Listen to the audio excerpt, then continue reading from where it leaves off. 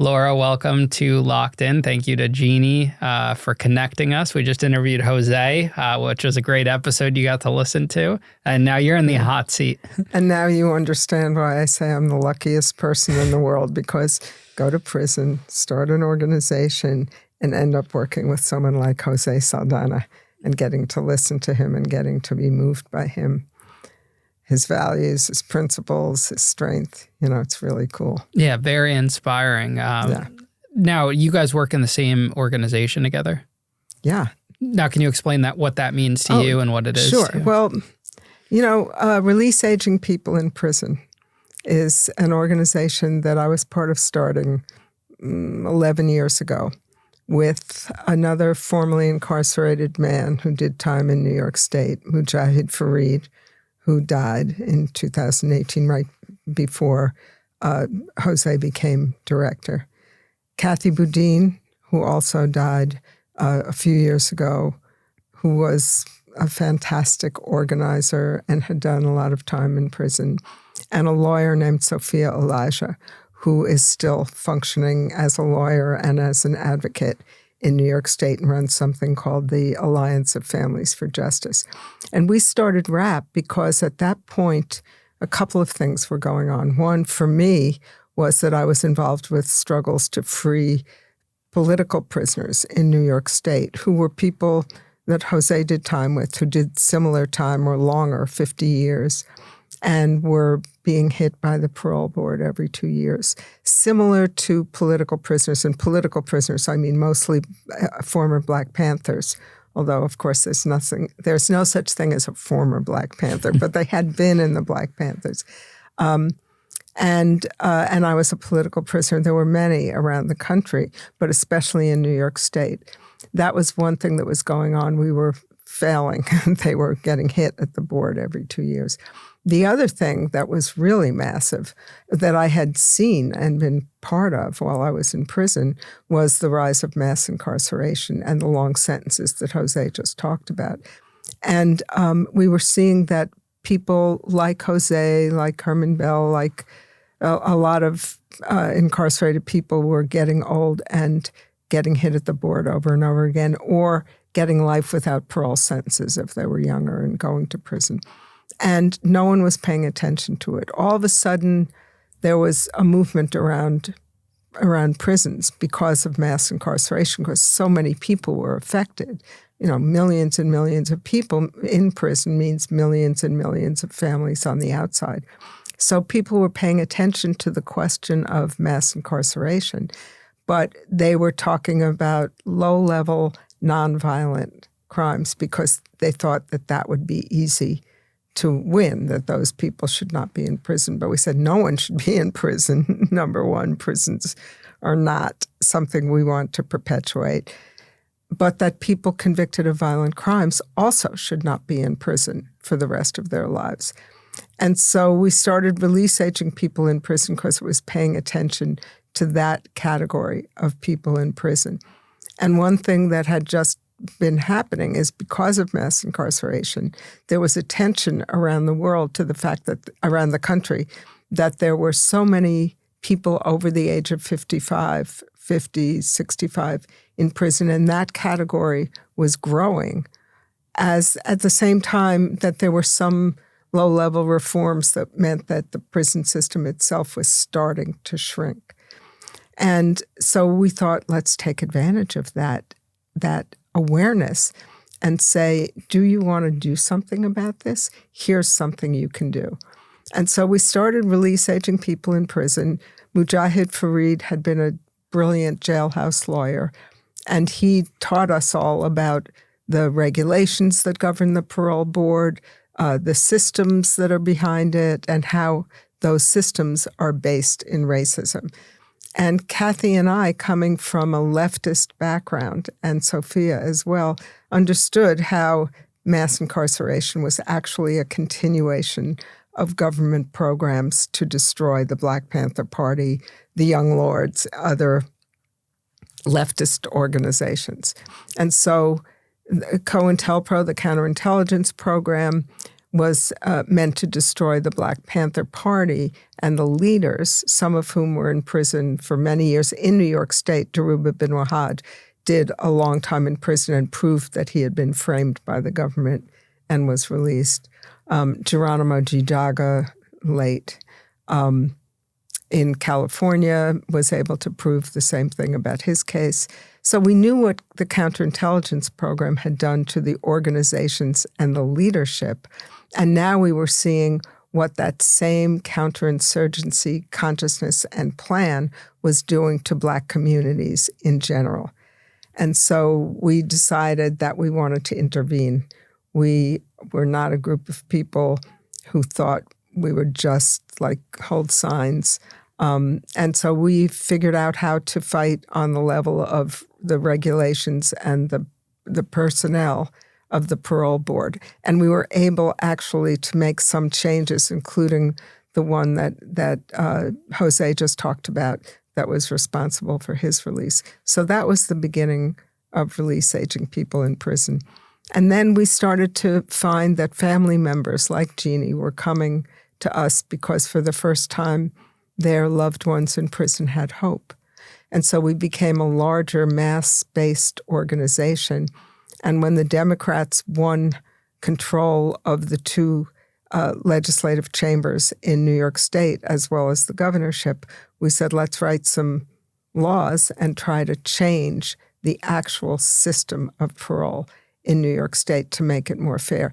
And that's where we are now. We're just on the cusp of getting those bills passed, and we're about to go into the next legislative session. So if people would go to rapcampaign.com and look at the upcoming events, they will see that we're about to go to Albany and have a big advocacy day, and they can join us. And anyone who's listening to this podcast can join us in making structural, basic change to undo the racism of the prison system. Now, when you say political prisoner, what do you mean by that? Well, for me, for a lot of us, it was people who were involved in political movements, political organizations, and in the course of their work for those organizations, get arrested either for actions that are illegal or in some cases for frame-ups because they're too powerful. That's what happened to Geronimo Gijaga. Now, did you grow up in New York? I know you're based in New York now. I was born in Brooklyn. My dad too. Oh, really? Yeah, he was a Brooklyn kid. Oh, okay. Did he root for the Dodgers, I hope? I'm sure he did. I'm sure he grew up a Dodgers fan. Yeah, the saddest day of my life. And if I had been a little older, maybe I would have figured out a campaign, was when the Dodgers moved out of Brooklyn. I didn't even know they were from Brooklyn. That's way before my time. I only know them as the LA Dodgers. Okay, well, my hero when I was a kid was Jackie Robinson. He was with the Dodgers? When I was very young, my grandpa took me to Ebbets Field and I saw Jackie Robinson steal home. But unlike Jose, I never thought I could have a career in baseball because I couldn't see well enough to hit the ball. Who did you grow up with? Whom? Yeah. Who did I grow up with? I grew up with my parents because they wanted us to go to public schools, and the public schools in New Rochelle, New York at that point were really good. They moved to New Rochelle. And so I grew up in a fairly middle-class little enclave in a city that had many strata of society. And I think that I had some privilege as white kid in the 50s in America. But around me, I could see Black people and some Puerto Ricans and more Puerto Ricans because there was the 50s. There was Operation Bootstrap, which brought a lot of people from Puerto Rico economically forcibly to the United States. So I could see the difference in what was available to me, just the choices I was allowed to make. I mean, we didn't have that much money. It wasn't so much, we weren't rich, but we were white and we were middle class, and people assumed that we would go to college, my sister and I. And so that was New Rochelle. And I grew up, I was kind of a wonky kid. I was always thinking about what things meant. I wasn't much of an athlete, but I just didn't do very much of social activities that weren't involved with some kind of social justice action. What did your parents do for work? My mother was a social worker, which is partly how I saw that there were many people in New Rochelle living different lives from mine. And my father was a lawyer. What kind of lawyer? He was a corporate lawyer, and also kind of did service work for different public institutions and charities. Did that intrigue you at all as a kid? No. What intrigued me was that my grandfather, who died before I was born, had been a socialist. And I later found out was one of the socialist delegation to the New York State legislature, which the legislature refused to seat in, I can't remember what year. And I was brought up with kind of the sense that there was socialism in the realm of possibility, even though my parents themselves became upwardly mobile and wanted me to go to college and get married, and have kids, and do all the things you're supposed to do. But I knew somewhere in the back of my mind that there was like you said, another world is possible. There was a different system than the kind of competitive, horrible things that I saw about capitalism. So it was always a possibility, and I joined all kinds of little clubs and stuff. What do we call it? The debate club, where we would set up debates between someone talking about Cuba who had been there and knew about it, and someone like I'm sorry to do this, but it was the wrestling coach who was a terrible right-winger and didn't know anything about Cuba. So we put them on a debate together. It was a setup. Would you say you were kind of like a black sheep by not like abiding by the norms of society, wanting to go to college, all of those types of things? Yeah, but I sort of played both ends against the middle. And I did go to college, and it was there that I joined. It was during the 60s. I wanted to go south. My parents wouldn't let me for Freedom Summer in 1964. But I became I built a local chapter of Friends of Student Nonviolent Coordinating Committee, which, as you probably know, was the organization in the South that fought for voters' rights for Black people. And there were three civil rights workers in 1964 who were murdered viciously by the Klan. And one of them was from my high school. One of them was the son of my biology teacher. So it was very close.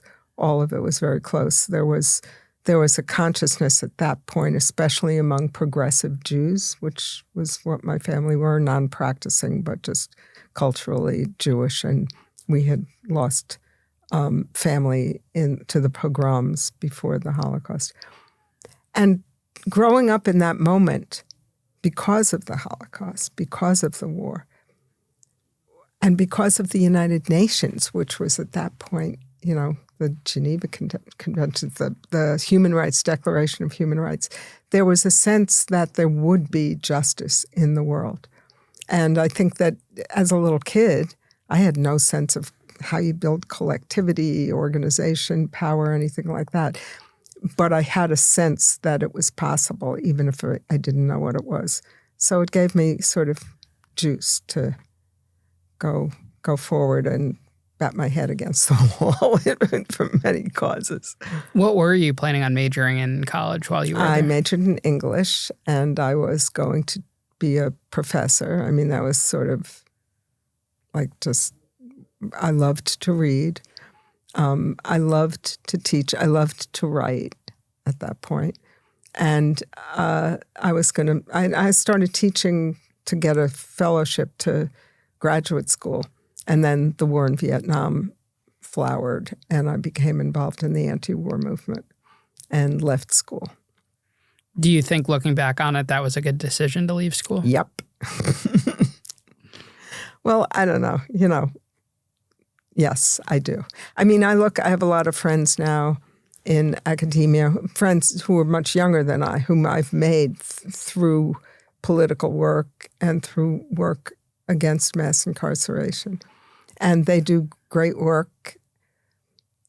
And some part of me sometimes feels like there's so many books about prisons. There's so many studies. And sometimes at night when I can't sleep because I'm thinking of like Jeannie's husband or Teresa's husband or Lisette's brother or all the people that should be home, shouldn't be in prison. There is there's no reason for them to be in prison. There's no reason for prisons to exist. And I think, is this a little like the Tuskegee experiment where people are studying a problem while people are dying from the problem? And so that's why I am happy that even though I think many, many much smarter people than I are doing really incredibly important work in academia, I'm glad I'm not, because I can't do that and I can do this. What did your parents think about the route you chose? They've been dead for many years. My mother died before I started my prison sentence. My father immediately came to visit me. I was pretty notorious. Our case was pretty notorious, anti-government, leftist. We were called terrorists. It's not a new thing to call people who struggle against racism, capitalism, imperialism, terrorists. We were called terrorists in the early 80s. My father was proud of me, and he said that because his father had been a socialist and he had taken a different path, but I think he always questioned it. And so he was proud, even though I don't think he loved what I did, but he was proud that I did something I believed in. Did you know that it would lead to prison following that path?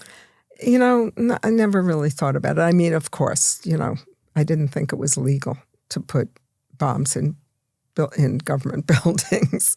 But I didn't expect, I wasn't surprised when I got arrested, but I was a little shocked because you don't think that you're going to walk into a trap. You don't think that you're going to get arrested. You think, I'm fighting and I'm going to wake up tomorrow to fight another day. Now, what was the ideology or the mentality behind using, like, say, a bomb in a government building? What does that achieve, that aspect of it? Well, the moment when we started doing these actions, and the case was called the Resistance Conspiracy case, if anyone wants to look it up. We started doing our actions at a moment when the Joint Terrorist Task Force of the New York City Police Department was hot on the trail of the Black Liberation Army and the Fuerzas Armadas de Liberación Nacional, FALN, which was the Puerto Rican independence armed unit. They were literally hot on the trail, and we were in New York City where they were hot on the trail. And we decided to start doing these things to sort of give them a red herring, to give them to try to get them off the trail.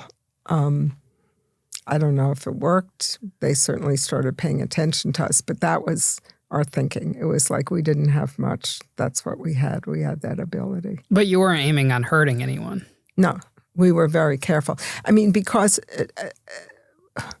not because we think that that when resistance movements do attack people, that it isn't sometimes justified when you're being attacked yourself. Malcolm X said someone puts his foot on my neck and I'm going to ask him nicely to take it off. No, I'm going to throw him off. But because we didn't feel like we represented enough of a deep movement that would support that level of struggle, and we didn't think that level of struggle was going on in the country. We were trying to make a point about the fact that power is not vulnerable. I mean, is vulnerable, is not invulnerable, and that we could attack, and that people were believing the government's line somehow that the U.S. government was nonviolent, and that anyone who fought it, i.e. at that point the Black Panthers more than anyone else, but also indigenous movements. There had been the takeover of Wounded Knee by the Lakota people 10 years before we went to prison. But that there was somehow that this was a nonviolent country, everything was great, and why are these crazy Black Panthers and Puerto Ricans making trouble? Why are they fighting? Why are the Vietnamese killing American soldiers? And we were trying to say the government itself is the source of violence. And, I still think that's true. When we do our work in RAP in New York State, when people go before the parole board, and you should read some of these transcripts of parole hearings, where the parole commissioner, some guy who used to be a sheriff or part of a police department, and we know because we see it, you can't miss it, it's in the news every day about police killings of innocent, unarmed kids, if they're Black or Puerto Rican or, that same person who had been part of that police force would excoriate an incarcerated person going for parole about having used violence. And so there's this sense that somehow violence is a choice from some bad quality in an individual, as opposed to a response and the language that is spoken led by the government in this country. And so that's what we were trying to talk about. The other thing was that for years, there would be a lot of white people, because I do believe, as Kwame Ture, Stokely Carmichael, said, that white people have the responsibility if we don't like racism isn't the responsibility of Black people to undo. It's the responsibility of white people. So we were trying to organize other white people. And there were a lot of white people who were supportive of the Black Panthers until after Fred Hampton was assassinated by the government, which is not opinion. It's a proven fact. And yet there was never any, no one ever had to take accountability for that. But he was assassinated because he was threatening to the government because he was such a great leader. People use the word charismatic, but I hate that word. He just, when he spoke, he gave, like Malcolm X, he gave voice to the desires and the suffering and the hopes of millions and millions of Black people. And so they killed him when he was 21. We had seen that happen. The Panthers, after that, the Black Liberation Army had started to do actions. They did actions in New York City after Clifford Glover, who was 10 years old, 10-year-old Black kid on his way to his father was taking him to school. And the cops killed him yelling, "Die and die," when they were shooting him. And they said they confused him with a suspect in a robbery that they were looking for. So that kind of thing was going on all the time. And so the Black Liberation Army was taking action. And a lot of the white people we had been organizing said, "Oh, no, I don't support that." And we were trying to say there's a continuum. And to support the end of racism means supporting the people who have been resisting racism and now are resisting it in this way. You don't have to like it, but you can't condemn it and still think that you're, playing a role in solidarity. So that's what we were trying to say. Tell us about how you got caught and sent to prison. Well, it's very hard when you're underground to remember every single rule of how to stay safe. So some of our comrades had been arrested. They had made a mistake. They had been arrested, and their arrest, the FBI, did all this analysis of places and cars and found one of our cars and put what's called a trap and trace in it, and found our apartment where I was arrested, and followed two of my co-defendants, my dear long lost, rest in peace, Marilyn Buck and Linda Evans. They followed them in a car to New York, and meanwhile arrested me in Baltimore, broke into the apartment. Now, when you say underground, you were wanted on a wanted list? Or? Yeah, I wasn't, but some of the people that we were harboring them. We were keeping them safe. And what were the actual charges you were arrested on? Oh, God. Okay, I think harboring a fugitive. I was in the apartment that I had rented under a false name, and there were guns there. There was bomb-making equipment. And luckily for me, the FBI did a totally illegal search. And I was taken to the FBI office. First, I got away for a minute, and they caught me back and took me to the FBI office and had me chained up to a chair. It was on a Saturday. So I was in the vicinity of this judge, this magistrate, whom they had called in to arraign me. And I wouldn't let them take my fingerprints. I wouldn't say who I was. So it took them a while to identify me. So while they were trying to do that, all these FBI agents, because it was a Saturday, they had been called into to my apartment to search it. And so they were coming and they were saying, "You should see the shit we found. Oh, man, we found a Uzi." So I knew they were telling the magistrate, who then had to issue a search warrant. At that point, it's not illegal anymore, but it was still illegal to do that.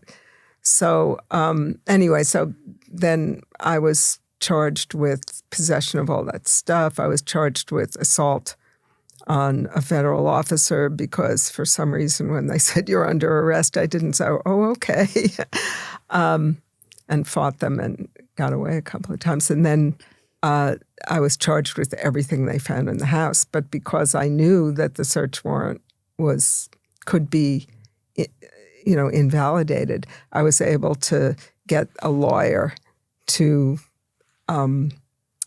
get a mistrial, because he could say when they started to, on the first day of trial, when they started to introduce the evidence, he objected and said it's the fruit of an illegal search, and the judge said, "Okay, approach," whatever. He convinced them to have an evidentiary hearing. And so 6 months later, we had that hearing. We got the search thrown out. And so I was held for a long time. Then I was held on contempt of court because I refused to give a handwriting sample. So that added another year and a half. And then some of the ID, we had false ID. I mean, it was a bunch of charges. It added up in the beginning to 78 years. So like Jose, I thought I was looking at a life sentence. And what did they end up sentencing you to? Well, it was more than 5 years later. I was arrested in 1985, and I didn't get sentenced until 1990. So you spent that whole time just in holding, waiting, no bail? Yeah, I was in Baltimore City Jail and DC Jail, and a lot of county jails in the surrounding area, because I tried to escape, which I think probably most people in prison do at some point, whether they remember the exact details or whether they were busted for it or whatever, but they did notice that I had tried to escape. So they sent me around to a lot of county jails. But I did a lot of time in those two places, DC Jail and Baltimore City Jail. Was it a serious escape attempt? Or? Yeah, if someone else hadn't done the same thing the week before and gotten away with it, I probably would have. But you know what? I didn't have any backup plan. And I remember one of my mentors used to say the escape is more important than the action. And I didn't have, not the escape, the aftermath. The plan after. Yeah. And I didn't have a good one, so probably I would have been caught. Yeah, I just watched Escape at Dannemora, the TV show on Netflix about the one in New York. Yeah. Pretty crazy what happened. Don't believe everything you see on TV. Yeah. I mean, and in that case, like every place else, the incarcerated men got punished for it. Not the guys who escaped, everyone. They took away hoodies. They took away all this stuff. Whereas they were the ones, the cops were the ones who were too lazy to do the inspections, so they didn't notice that there was a hole being dug in the wall. So yeah, and then the actual civilian employee that assisted too. Yes, she just got time. out of prison, yeah. I think. That's a pretty crazy story. Yeah. So how much time did you get sentenced to after those 5 years? 23 and a half.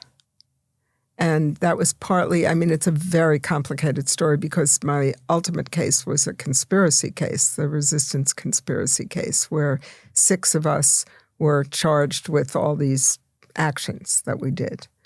And it's so complicated. We were all like wonky by that time. You get to be a jailhouse lawyer. And we discovered an old case that gave us the ability to argue something you can't really argue in conspiracy, which is that there was double jeopardy. Usually with conspiracy, if the overt acts are different from the conspiracy acts, it's not double jeopardy. But anyway, so we got 3 people cut from the case temporarily. One of them, Alan Berkman, who also has died, had a really serious cancer, and he had it twice while he was in prison. And at the point after the Supreme Court was going to hear the case because we had won on lower levels, and the government appealed and won the appeal, so then it goes to the next court. It was about to go. We would have been in for another 5 years. And Alan almost died to the point that there's actually a 60 Minutes show that was about healthcare, quote unquote, in the federal system that featured him because of how he almost died, how he saved his own life because he was a doctor. And he was at that point almost paralyzed from the chemotherapy that he had gotten and the treatment. And we were offered he would be sent to a good federal medical center in Rochester, Minnesota, as opposed to the horrible butcher shop in Springfield, Illinois, I think. And he and 2 others would be cut from the case if 3 of us pleaded guilty. So even though I was, up until that point, we were ready for trial. We were going to go to trial. We were going to make it a political trial. I was totally opposed to taking a deal. But to save Alan's life, yeah. So we did that, and we were able to plead, I think, to 2. I ended up with a total sentence of 23 and a half years. It was, in the feds, there's a lot of, they put cases together, then they'll take one out, then. And that they took off the 5 years you had already served awaiting trial too from that 23? I can't remember. They probably gave you some type of time served. I'm not sure they did, they might but they have should have. I'm going to go back and check now. Yeah, so when someone searches, your name on Google, there's a lot of you're pretty high up on the Google list with your story. Oh, I didn't know. You never searched your name on Google? No. But I did. I went to jail before these arrests. I went to jail in Pittsburgh for an action that I was in Weatherman. And we did an action at a high school there where we ran through the high school yelling jailbreak and bring the war home and, trying to organize young, white, working class, youth to not go into, to resist the draft. And I did some time in Allegheny County Jail for that. I did some time in Cook County Jail for another thing, mostly mess. But the first real sentence was the one that I served starting in 85. How old were you when you got that sentence? I think I was already 40, so I couldn't even say, I was young. What's it like to go in at 40 with that amount of time? When I went in, that was I was looking at 78 years. It was a huge sentence. When I would talk to the other women I was in Baltimore City Jail with, they'd say, 78 years. By the time I got released, 78 years in the feds was nothing, because women were coming in with triple life sentences on drug conspiracies. And many of them were girlfriend crimes, meaning they had taken messages for a boyfriend or husband. And because of the way conspiracy law works in the federal system, where you don't actually have to show the drugs, you can just say, oh yeah, it was 5 key. People got these huge sentences. So that was what Jose was talking about before, about the long sentences in mass incarceration. The only thing I remember about looking at that time, the first night that I was locked up after they took me out of the police lockup, was I am not going to, two things. One, you're going to prison for political reasons. You better be damn sure you really believe those things. So I did a lot of thinking. And the other was, you're not going to let these fools take your sense of humor, because if they do that, you're lost. So, yeah, it was worth it. And yeah, they didn't take my sense of humor. Did you decide that you believed in the cause? Oh, yeah. It wasn't a question, really. It was just, I better be sure. Because I had seen, in our case, there were no snitches. And it's something I'm very proud of. But we had seen in a lot of political cases where people who weren't really ready, we said, I'm a revolutionary. You better know what that means and what you really believe in order to take that on.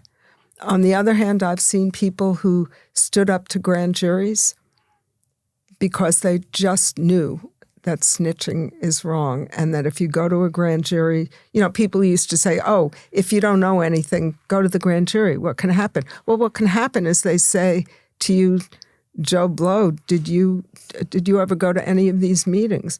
No, but you live with so-and-so, right? And didn't they go to those meetings? Oh, yeah. You're all of a sudden, or just by not being someplace, they know, okay, cross that person off. So it wasn't that person, then it must be that other person that looks sort of like them. So we had a whole, from years ago, we had a movement in the women's movement, don't talk to grand juries. And I have very good, dear friends who, they didn't even know why they were being called to a grand jury, but they resisted it and they did time without, I have the highest respect for people like that, people who really believe the things that you get all weepy about when you see other people do them, about, really caring about your neighbor as much as you care about yourself. Do you wish you advocated for those causes in a different way, looking back on it now? Like not using pipe bombs or anything like that? Do I think we were so effective or something? No, but I'm just not sorry for any of it. I am sorry for what I put my sister, whom I adore, who's still alive, and we're very good friends, and she had to nurse my father when he was dying because I wasn't there, and I would be calling her from prison saying, I have 15 minutes, can you tell me how he's doing? I'm sorry for that. And I'm really fortunate that we were really careful, but my partner, Susie Day, a writer, is always saying to me, people try really hard not to make mistakes, but they still make them. So I do know that we were taking a huge responsibility for potentially hurting someone. And I take that all really seriously, but I don't really spend a lot of time worrying about it because I did it. And I believed in it. And we created a record. I mean, I read some of our communiques now. They're not really widely available, and they're pretty, we have to say exactly the right thing about what the U.S. is doing in Central America, so they're kind of boring. But I'm kind of proud of them that we worked so hard to say what we thought the government was doing to people around the world, and still is. So would you say it was the wrong way to go about things, whether you regret it or not? Was it still wrong? Like, you wouldn't want to tell kids today to go out and do that. No. And the movement had been at a certain high level of resistance, and it wasn't any longer when we were doing those things. It was just we still thought we were in a historical period that we were just past. So no. But what I do think is that the cleverness that we had to do the things we did can also be used. That's why, I love what we did with RAP, with changing the regulations of the parole board, or looking at and taking the data that the state creates and using it against them. One person dies every 3 days in the New York State prison system, and the average age of death is between 57 and 58. I mean, that's outrageous. And they just, here are the data, and we take that and try to use it against them. We try to take a situation of enormous suffering of families with, as your loved one in prison is getting older, you're getting older too. And so there was one mother of a man, he died in prison, and she died recently.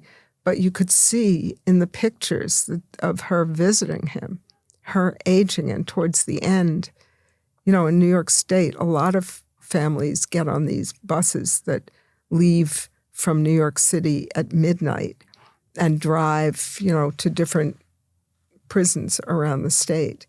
And mostly women, because that's mostly who visits, the men and the women. It's another question. Get on that bus after work on a Friday night and get dropped off in the freezing cold outside, like Clinton, which is 45 minutes from Montreal, freezing in the winter. They get dropped at the hospitality center, which is like a shed with lockers. And they have to stand there until, what time does visiting start? Probably 8. And then they get mistreated by the guards and, go in to see their loved ones. And that's what this woman's life was like until she was 90. So we take that kind of, its brutality, its violence, its suffering, and we try to turn it into ammunition to change a system which is about nothing other than racism. Because, as I think I heard Jose say, and Fareed used to say this too, if this were happening to white people, it wouldn't be happening. There would be changes. And that's what I grew up seeing.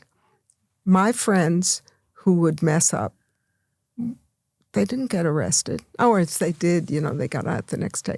They would be sent to some, not a reform school like in the old 40s movies, but, a nice little reform school. Or they would be sent to military school.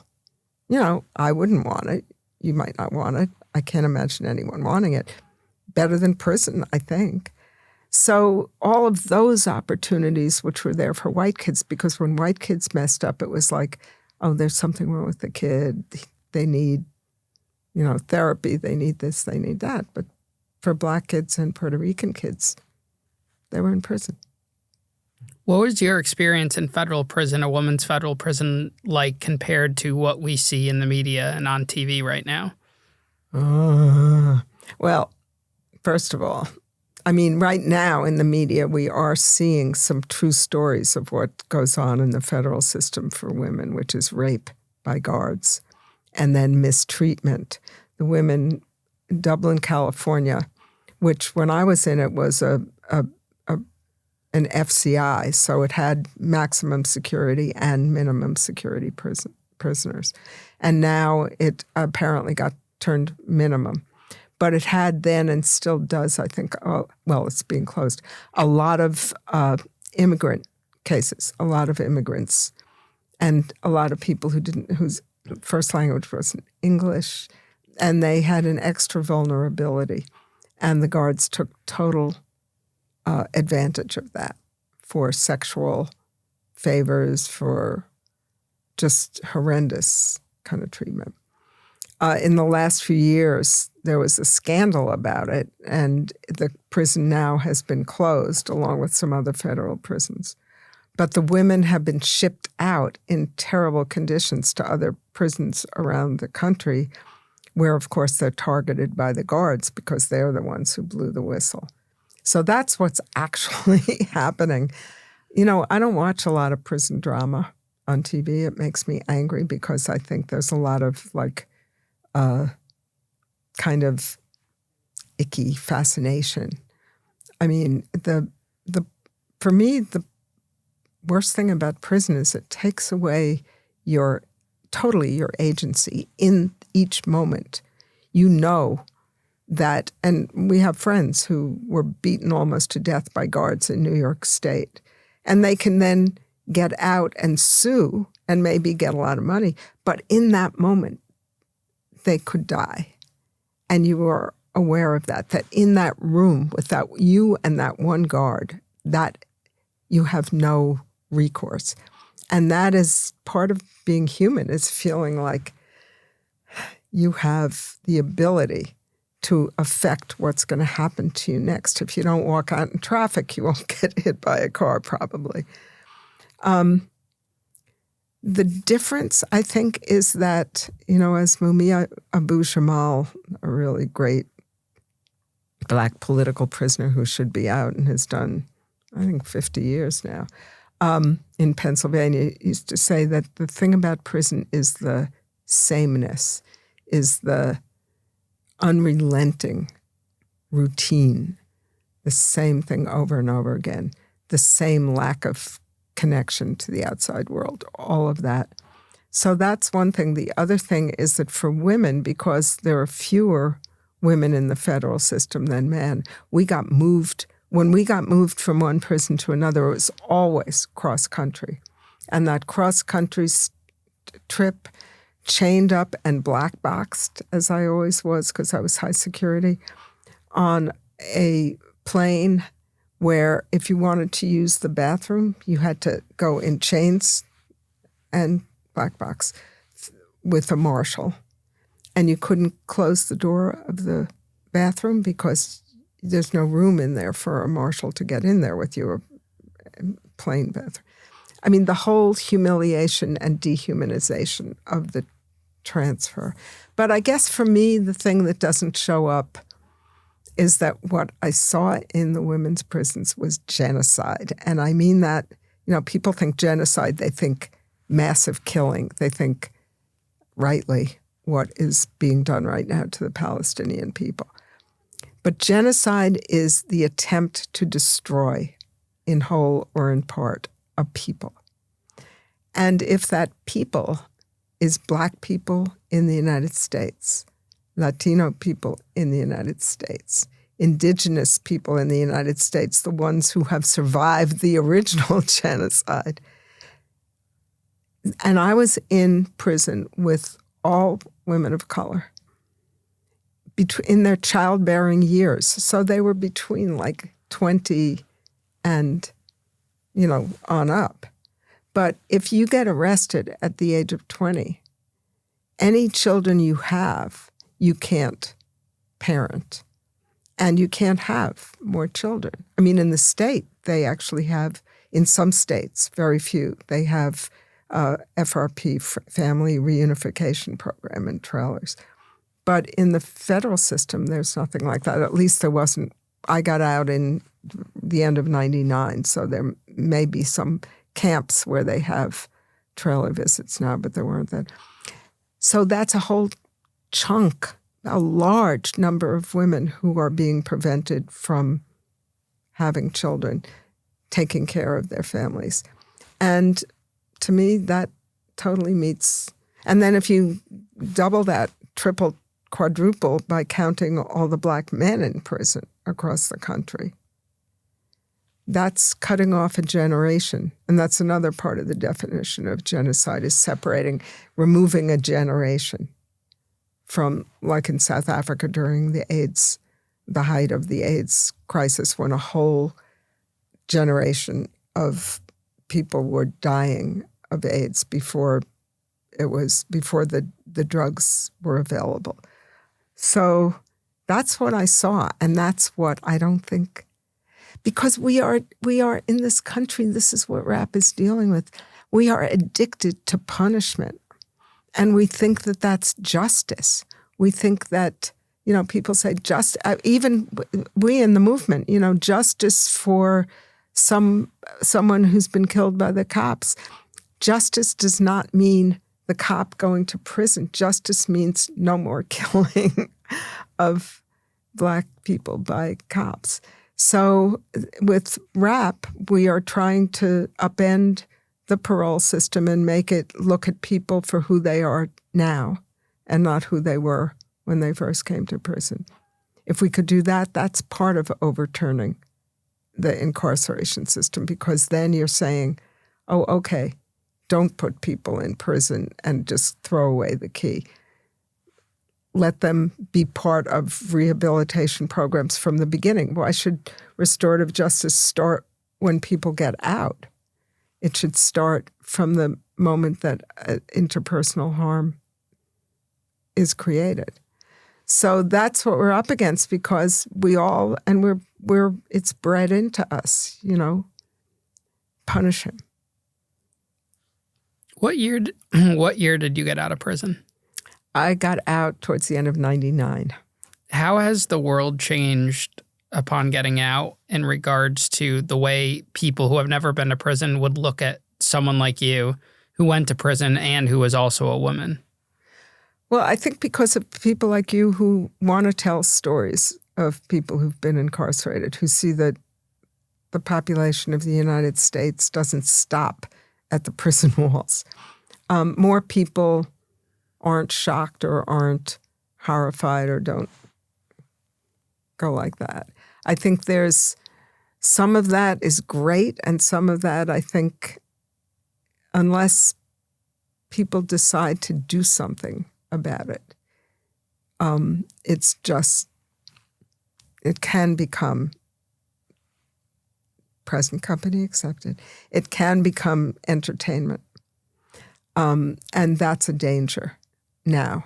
But I think there is more awareness. I think there's a tremendous movement right now around international issues and genocide, which is very, very moving to me to see, just from every age group. Working in rap is, for me, a continuum, but a reemergence of a movement that I was motivated by in the 70s. I mean, when I said when I was a little kid, I just wanted things to be fair, and I wanted everyone to have the same choices. So I hated racism. I wanted to do something about it.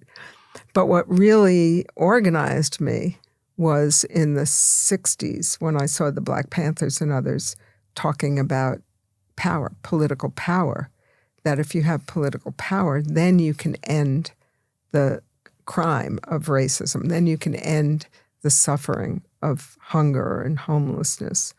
And then, there was a long period when so many organizations were destroyed or people became, burnt out.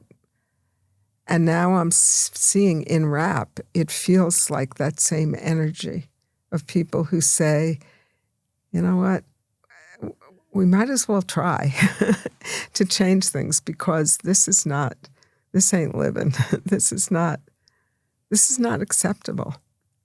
And we can't turn away from it, because then we lose our humanity. What do you think is the one takeaway you want people to get from listening to your story?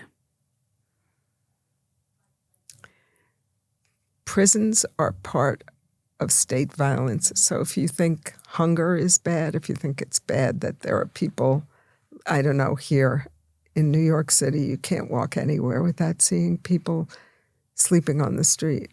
If you don't like that stuff, fight to end the racist punishment system.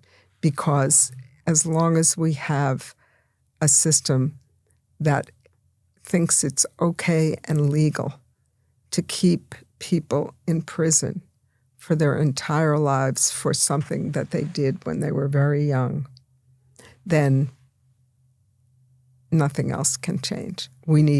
That's the kind of justice we're talking about, to overturn that so that we have different systems of holding each other accountable for interpersonal harm, that we have systems that are capable of holding the state accountable, that don't involve a trial and prison, but involve more disarming of those who misuse their power.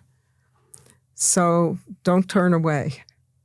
And, people say it could happen to you. I don't really think that. I don't think there's, it doesn't happen to you. Daniel Penny just got away with killing a black man in New York on the subway because we still have a system that sees white people as having sort of the right to take power into their own hands, whereas black people don't. So I don't think it can happen to anyone, but I think it can happen to you because it's happening to me. Laura, thank you for coming on the show today and sitting down. I think you did great. You were worried you wouldn't have the same voice as Jose. Well, I'm not, but I will say go to rapcampaign.com and join our work, please. If you're in New York State, we need everyone. Definitely. We'll have the link to everything in the description of both of your guys' episodes. Great. And I hope you have a great holiday season. Thank you. Thanks. It's great to meet you. You too.